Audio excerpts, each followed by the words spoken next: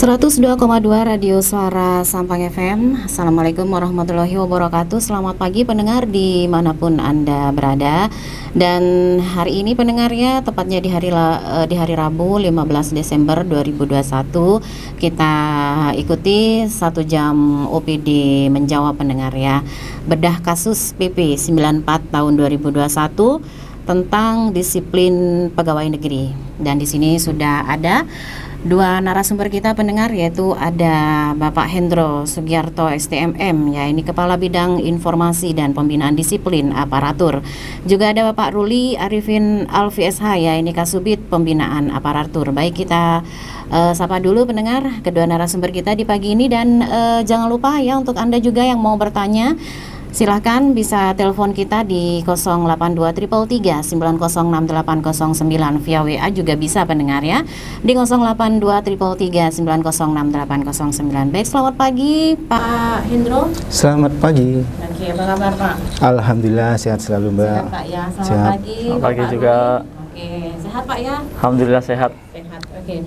Baik, tema kita di pagi ini yaitu bedah kasus Pak ya, PP 94 tahun 2021 tentang disiplin pegawai negeri. Mungkin Bapak Hendro ya, Bapak Hendro bisa menjelaskan Pak ya, apa sih bedah kasus PP 94 tahun 2021 ini Pak, silakan. Terima kasih Mbak. Jadi begini, kita sebagai seorang ASN ya, baik itu PNS maupun P3K, dalam pekerjaan setiap hari-hari itu sebenarnya kita terikat oleh beberapa regulasi. Nah, regulasi tersebut yang seperti tadi disampaikan sama Mbaknya, salah satunya adalah terkait disiplin PNS. Nah, disiplin PNS ini sekarang sudah ada regulasi terbaru ya terkait, sekaligus ini mungkin sosialisasi buat teman-teman PNS yang lain terkait regulasi ini, karena sebelumnya untuk baik itu penjatuhan hukuman disiplin atau apapun itu kita menggunakan dasar PP 53 tahun 2010. Nah, yang baru ini ada PP 94 tahun 2021 yang baru diundangkan di akhir Agustus kemarin, tanggal 31 Agustus kemarin. Nah, disiplin PNS ini kan adalah kesanggupan PNS untuk menaati kewajiban dan menghindari larangan yang ditentukan oleh peraturan perundang-undangan, baik itu pelanggaran disiplin, baik itu secara ucapan, tulisan, dan perbuatan PNS yang tidak mentaati kewajiban atau mungkin itu dianggap melanggar regulasi yang ada. Kemudian dasar hukum dari munculnya PP 94 ini adalah dari pasal 139 Undang-Undang Nomor 5 Tahun 2014. Kemudian muncullah turunan PP 94 2021. Prinsip dasarnya dari PP 94 2021 ini yaitu sebagai PNS ini mempunyai tanggung jawab ya terhadap disiplinnya kita, baik itu kepada atasan langsung maupun ke atasan langsungnya, di atasnya atasan langsungnya, pimpinan kita. Kemudian ya seperti itu mungkin Mbak, sedikit gambaran tentang PP 94. Oke. Mungkin Bapak Ruli ya bisa menambahkan Pak. Oke, silakan. Ya. Jadi pada prinsipnya tadi seperti yang disampaikan oleh Pak Hendro, bahwa prinsip dasar dari PP 94 ini yang pertama adalah tanggung jawab ya. Tanggung jawab pertama kali terhadap disiplin seorang PNS ini adalah atasan langsungnya. Jadi bukan inspektorat daerah ataupun kami di BKPSDM gitu. Jadi prinsip dasarnya seperti itu. Kemudian yang kedua, yang namanya pelanggaran disiplin ini bukan delik aduan ya. Jadi PP 94 ini prinsipnya bukan delik aduan, tetapi ketika atasan langsung ini mengetahui ketika ada sebuah pelanggaran atau mendengar ada informasi tentang pelanggaran disiplin bawahannya, maka yang bersangkutan wajib memanggil, memeriksa ya, dan mengklarifikasi benar tidak dugaan atau informasi terkait dengan pelanggaran disiplin. Nah, itu jadi memang ada beberapa perbedaan yang mendasar terkait dengan PP 94 dan PP 53 terdahulu. Jadi perbedaannya di pasal-pasalnya tentang kewajiban dan larangan ini ada beberapa penambahan ya, penambahan. Kemudian juga di dalam PP 94 ini, ketika seorang atasan langsung mendengar ataupun mendapat informasi ketika ada pelanggaran disiplin oleh bawahannya, tapi dia tidak segera memanggil atau tidak segera memeriksa, dan nantinya ternyata terbukti melakukan pelanggaran, maka dia dijatuhi sanksi yang berat, lebih berat dari PNS tersebut. Ya. Kalau di PP 53 tidak. PP 53 ketika mengetahui namun tidak segera memberikan klarifikasi dan penjatuhan sanksi sesuai kewenangannya, yang bersangkutan diberikan sanksi yang sama. Contohnya nih, ketika ada bawahannya mendengar bahwa bawahannya ini menyalahgunakan narkoba, mungkin ya bawahannya mendengar, ya, kemudian tidak segera memanggil, membina dan mengklarifikasi, ya, kemudian ternyata dugaan ini benar, ada laporan dari masyarakat ataupun dari teman-teman yang lain melaporkan ke kami, ya, ke Pak Bupati melalui BKPSDM dan Inspektorat, maka kami periksa, dan jika benar, ya, maka aslinya kan atasan langsung kan tahu tadi sebenarnya. Nah, maka kalau di PP 94 ketika yang narkoba ini, pemakai narkoba ini diberikan sanksi, contohnya turun pangkat 1 tahun semua, ya, maka atasannya diberikan sanksi lebih berat, ya, seperti itu, jauh lebih berat. Ya. Tapi kalau di PP 53 tidak sama. Kalau bawahannya kena sanksi turun pangkat 3 tahun, dia juga 3 tahun juga sama. Kalau sekarang lebih berat, ya, makanya titik beratnya adalah pada atasan langsungnya. Seperti itu. Jadi pada atasan. Iya, atasan langsung. Ya. Jadi bukan tiba-tiba aja langsung dilaporkan ke kami. Ya. Jadi pembinaan berjenjang. Pembinaan ada pada atasan langsungnya. Langsung. Oke. Baik. Nah, ketika misalnya Pak, ya, ada dugaan pelanggaran disiplin, apakah harus menunggu laporan terlebih dahulu?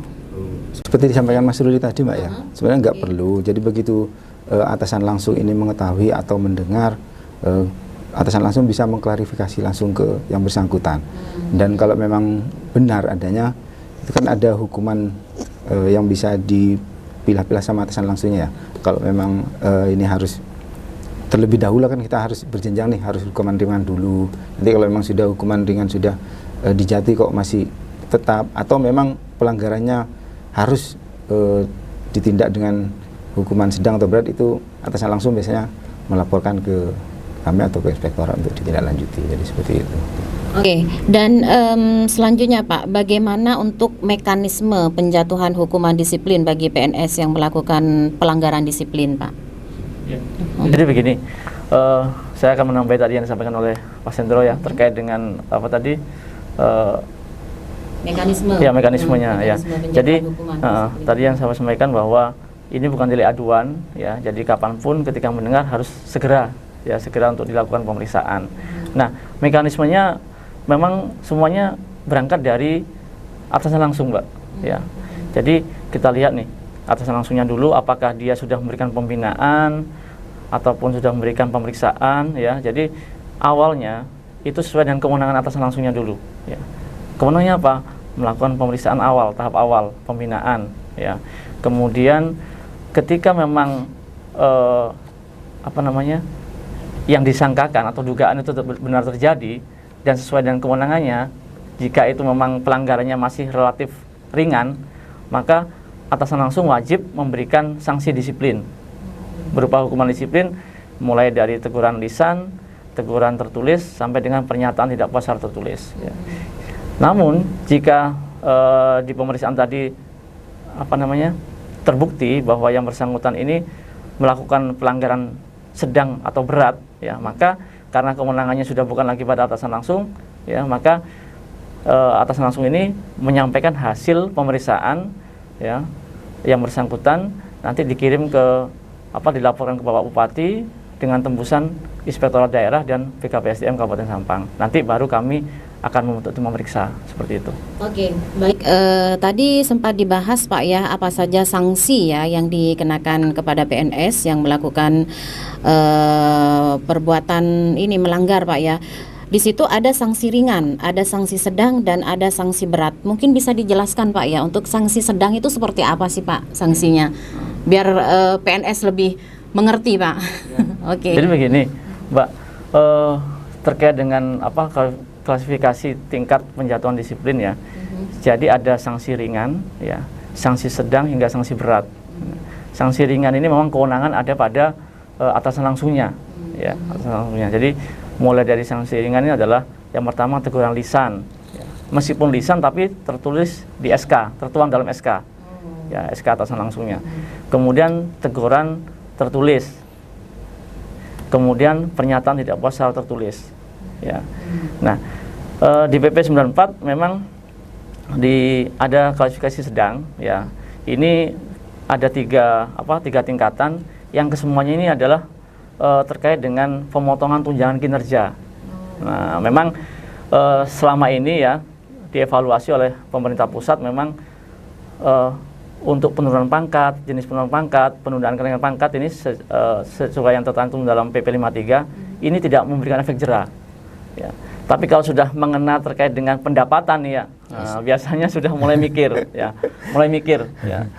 Kalau turun pangkat aja mungkin turun pangkat 1 tahun kemudian balik lagi ya. Dan gaji tidak signifikan nih yang dipotong ya. Tapi kalau untuk yang sekarang di PP 94 ini tunjangan kinerjanya yang dipotong ya. Jadi 25%, 50%, jadi lebih mengena nih ya. Langsung terasa efeknya. Nah, tetapi di ketentuan peralihan di PP 94 menyatakan bahwa untuk tingkat hukuman sedang ya itu belum bisa diberlakukan karena masih menunggu tunjangan kinerja. Pengesahan PP gaji dan tunjangan kinerja. Ya, memang tidak semua daerah atau kota memberlakukan tunjangan kinerja. Contoh Sampang kan hanya masih TPP. Tunjangan penambahan penghasilan ya, belum tukin ya.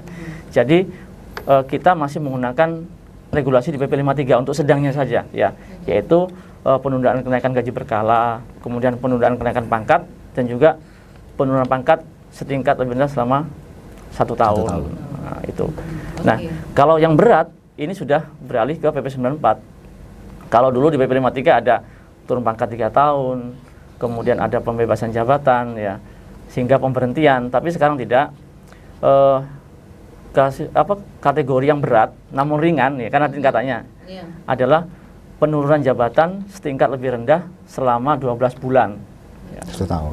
1 tahun ya. Tapi kata di sana 12 bulan.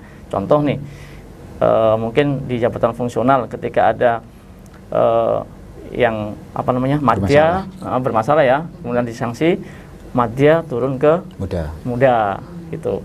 Soalnya itu kan tunjangannya pun juga pemotongannya juga besar gitu loh. Jadi itu ngefek. Nah, itu. Kemudian selanjutnya yang di tengah-tengah adalah penurunan jabatan ya, menjadi jabatan pelaksana. Contohnya nih, Kasubit atau Kabit melakukan pelanggaran ya, maka dia dijadikan pelaksana. Ya, pelaksana itu selama 1 tahun. Juga pasti tunjangannya juga akan nggak ada lagi akan rendah. Jadi itu yang diharapkan memberikan efek jera sampai dengan pemberhentian dengan hormat tidak atas permintaan sendiri. Nah, itu. Kalau di BP 53 dulu ada sampai dengan pemberhentian tidak dengan hormat. Ya, tapi setelah adanya Undang-Undang Nomor 5 tahun 2014 tentang aparatur sipil negara, maka pemberhentian tidak dengan hormat itu dihapus dalam disiplin PNS, kecuali nanti diberlakukan pada PNS yang melakukan pelanggaran pidana seperti itu. Oke, tapi kebanyakan untuk ASN saat ini Pak ya, ini mengacu pada PP 94 atau PP 53. Ya. Tergantung kasus ya. Uh-huh. Jadi kalau setelah keluarnya PP 94 kita menggunakan PP 94. Tapi kalau yang kasusnya sebelum keluarnya PP 94 masih menggunakan PP 53. Oh, begitu Pak ya. Oke. Bapak Ruli ya atau Bapak Hendro, saya mau bertanya Pak ya. Jadi misalnya nih Pak, ketika ada PNS ini yang pernah mendapatkan sanksi hukuman disiplin ya, kemudian dia mengulangi atau melakukan pelanggaran yang sama. Nah, bagaimana untuk penjatuhan sanksinya Pak? Terima kasih Mbak. Jadi bagi PNS yang sudah terkena hukuman disiplin dan melakukan lagi, untuk selanjutnya PNS tersebut akan dikenakan hukuman yang lebih berat. Jadi seperti itu. Jadi memang seperti yang disampaikan tadi sama Mas Ruli juga, kita harus membuat efek jera buat teman-teman PNS. Kemudian dengan ini tujuan besarnya adalah kan disiplin pegawai di lingkungan pemerintah Kabupaten Sampang. Jadi seperti itu. Oke. Bapak Ruli, mungkin mau ditambah Bapak Ruli. Oke. Jadi memang ketika seorang PNS itu melakukan pelanggaran, ya, kemudian mendapatkan sanksi, ya, maka kita tetap akan evaluasi nih, ya, apakah yang bersangkutan nanti memberikan efek jerah tidak, ya, memberikan efek jerah atau tidak. Ya, memang ada beberapa PNS ini ketika diberikan sanksi dia mengulangi kembali, ya, ada beberapa, ya, jadi memang ya kita sanksi lebih berat lagi gitu loh, kita periksa lagi, ya, kita sanksi lebih berat gitu. Jadi ketika kita pemeriksaan nih, kita bikin surat pernyataan, ya, bahwa tidak akan mengulangi perbuatan ini lagi, ya, kalau melakukan perbuatan yang sama bersedia diberikan sanksi yang lebih berat, ya, itu seperti itu.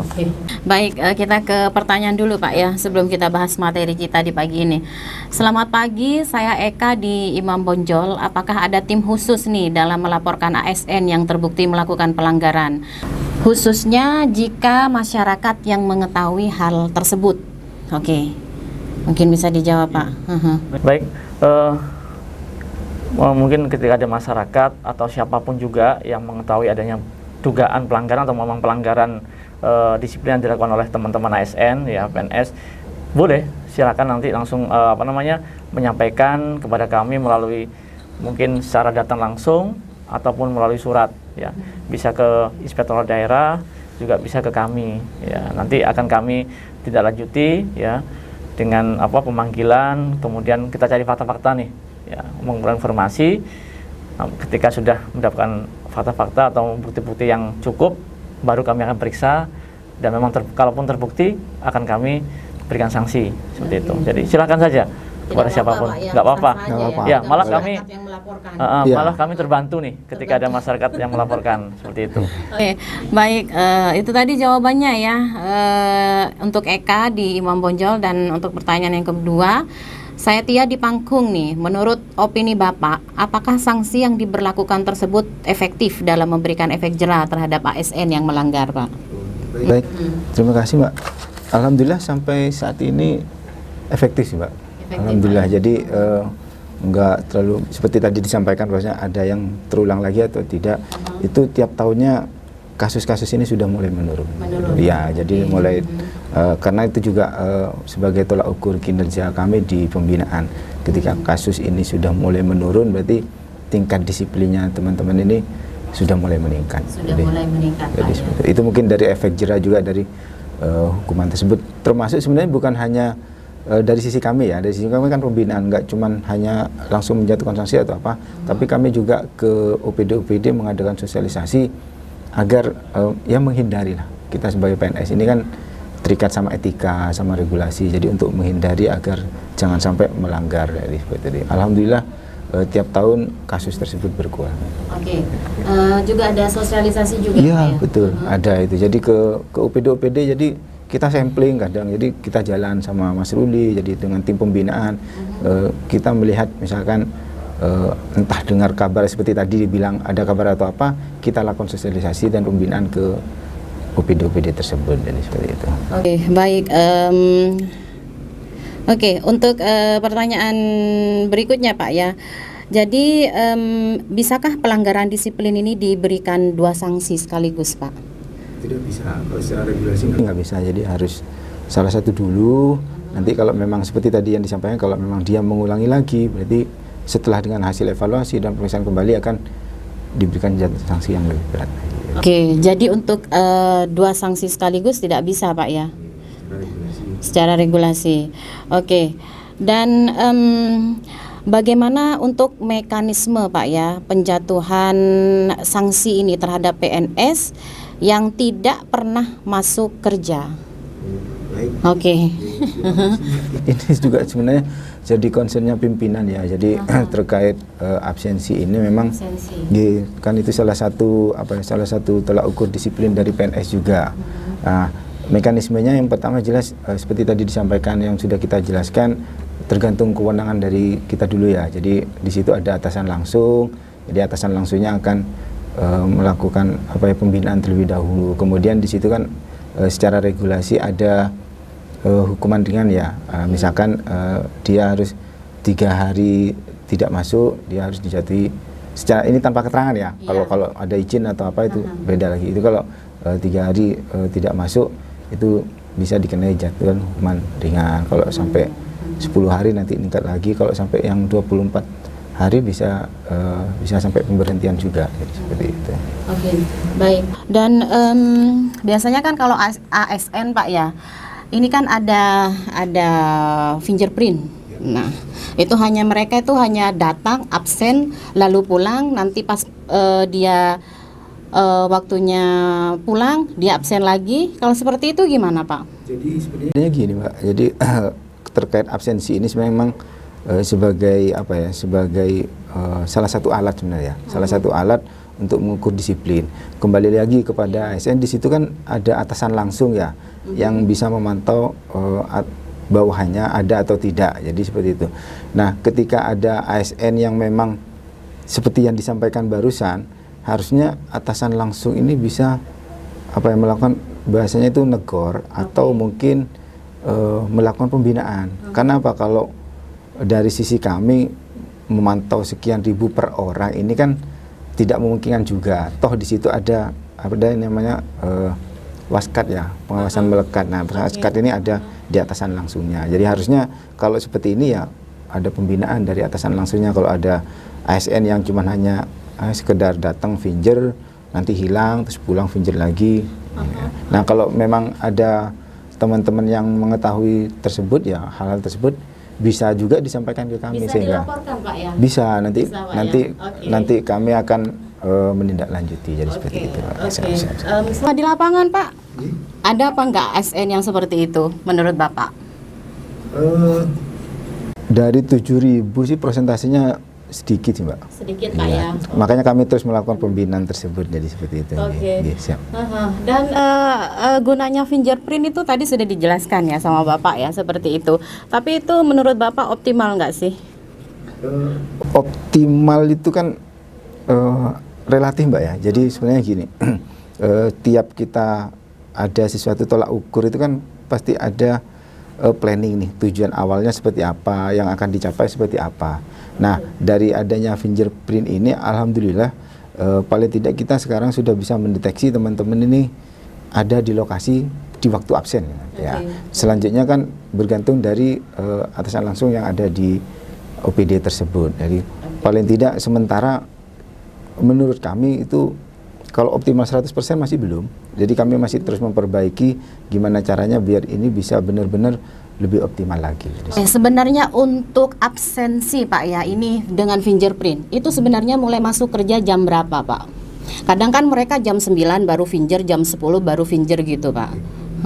Kalau berdasarkan regulasi jam kerja, kalau yang 5 hari kerja itu mulai dari jam 7.30 itu sampai jam 15.30. Kalau yang 6 hari kerja itu sama 7.30 sampai jam 14.30. Jadi seperti itu. Misalnya Pak ya, ada yang finger di jam 9 pagi. Terus nanti dia finger pulang di jam 5 sore. Nah, itu gimana Pak regulasinya Pak? Sebenarnya ini ada kalau dari sisi mungkin nanti dari sisi regulasi PP 94 Mas Luli bisa nambahkan. Jadi kalau dari sisi kami pun ada kan teman-teman ASN ini atau teman-teman PNS bukan ASN ya, teman-teman PNS di Kabupaten Sampang ini kan sudah menerima tambahan penghasilan. Nah, sebagai sisi pembinaan ya dari kami termasuk punishment-nya ketika teman-teman ini fingernya melebihi dari jam yang sudah ditentukan secara regulasi, ini terdapat pemotongan terkait TPP-nya teman-teman tersebut.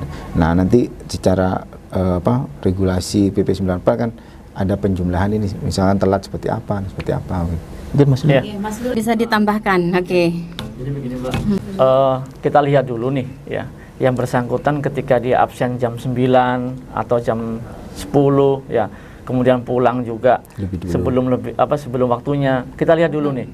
Jadi tidak semua teman-teman ASN ini yang fingernya ini telat bukan berarti dia melakukan pelanggaran. Contohnya ketika mungkin ketika saya ini tetangga ada yang meninggal semuanya ya, saya ini akan menghubungi atasan saya ya, Pak mohon izin kebetulan ada tetangga yang meninggal, jadi saya harus ikut tasya dulu dan sebagainya, ya itu boleh. Jadi ketika nanti dia datang di kantor, dia akan finger jam itu juga, ya, realnya gitu loh. Atau ketika mungkin ketika bekerja ada telepon nih dari keluarga bahwa anak sakit atau seperti apa, saya kan bisa nih izin dulu ke pimpinan. Jadi semuanya ada komunikasi yang terpenting, ya.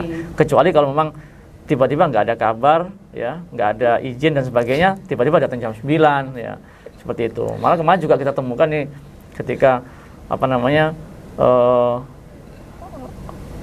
fingernya ini sering telat nih, ya, memang langsung kita periksa. Jadi kita kita evaluasi nih, kira-kira ini telatnya kenapa, seperti itu. Semua tetap akan kami pantau. Kita bina. Terus Pak, ya. Oke, baik. Dan yang terakhir Pak, karena waktu mungkin di sini Pak, ya. Yang terakhir mungkin ada himbauan untuk para ASN di sini Pak, ya, tentang tema kita di pagi ini, yaitu bedah kasus PP 94 tahun 2021 tentang disiplin pegawai negeri. Baik, silakan Pak. Terima kasih Mbak. Jadi terkait ini sebenarnya gini, disiplin kita sebagai PNS ya, sebagai ASN lah, karena di sini juga ada P3K juga. Sebagai ASN kita harusnya sadar bahwasanya kita ini bekerja juga terikat dengan regulasi. Kemudian dalam dalam contoh sekarang yang lagi ngetren itu bersosmed ya, bersosmed ini juga harus berhati-hati lah, berhati-hati karena apa? Kadang membuat kita itu biasa, tapi kadang buat orang lain bisa luar biasa atau seperti apa. Nah, ini mungkin terkait itu juga teman-teman harus lebih hati-hati. Terus mungkin hindarilah yang nyerempet ke pelanggaran disiplin. Jadi seperti itu. Yang paling penting seperti itu tadi disampaikan Mbaknya tadi, disiplin kerja lah. Mungkin teman-teman bisa mengevaluasi dirinya sendiri biar kinerjanya lebih baik. Jadi, mungkin Mas Rudi tambahan. Ya, mungkin saya juga sama menghimbau kepada seluruh rekan-rekan ASN, ya, terutama pada para atasan langsung nih, ya, lebih aktif dalam memberikan pembinaan. Jadi pembinaan ini diberikan bukan hanya ketika ada permasalahan, ya, jadi atau ada pelanggaran. Jadi preventif lah, pencegahan, ya. Jadi bisa setiap minggu sekali ada namanya staff meeting atau dan sebagainya, disampaikan pembinaan-pembinaan. Jadi memang sifat dasar manusia adalah lupa, jadi harus sering diingatkan. Ya, kemudian mungkin saya juga punya perumpamaan nih, ya. Jadi ketika kita ini bekerja, ya, contohnya nih, kok saya ini bekerja ini kayaknya melebihi dari apa yang diinginkan, contohnya, ya. Tapi gaji saya ini kok hanya 5 juta contohnya, tapi kinerja saya ini kok 10 juta. Ya. Yakinlah bahwa nanti kekurangannya ini, ya, akan diberikan Allah dalam bentuk lain. Mungkin kesehatan, ya, kelancaran pekerjaan, ya, rumah tangga baik-baik, ya, dan sukses semuanya. Tapi sebaliknya, ketika kinerja kita ini kurang dari penghasilan kita, maka percayalah Allah akan mengambil juga dalam bentuk lain. Sakit-sakitan, banyak masalah, dan sebagainya. Mungkin seperti itu, Mbak. Oke, itu semua dari hati Pak? Iya, dari hati. Bekerjalah dengan hati. Oke, baik, terima kasih Bapak, ya, sudah hadir bersama kita di sini di 1 jam OPD menjawab, ya. Oke, baik, saya Ari Novianti yang bertugas mendengar, pamit undur diri. Selamat siang, selamat beraktivitas untuk Anda semuanya, dan wassalamualaikum warahmatullahi wabarakatuh. Kembangkan ekonomi pariwisata, agribisnis dan